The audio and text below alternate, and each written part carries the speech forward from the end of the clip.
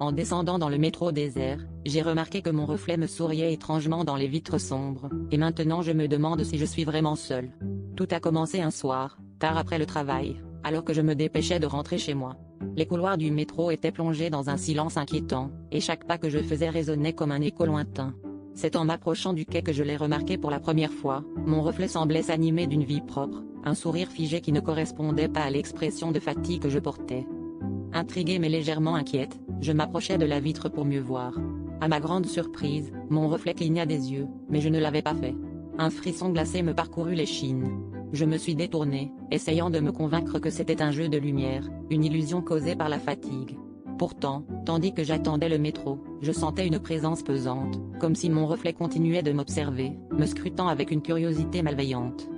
Le métro arriva enfin, et je m'installai dans un wagon vide, espérant que le voyage dissiperait cette étrange sensation.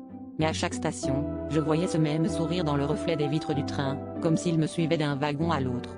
Les lumières des tunnels clignotaient, et à un moment, les vitres devinrent totalement noires.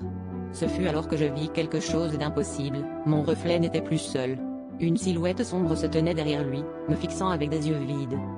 Le métro arriva à destination, et je me précipitai hors du wagon, haletante. Mais le sentiment de malaise persistait. En montant les escaliers vers la sortie, je jetai un dernier coup d'œil dans une vitre.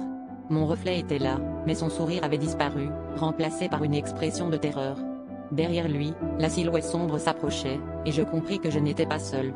Je me suis enfui, le cœur battant, mais l'idée que quelque chose m'avait suivi hors du métro ne me quittait plus.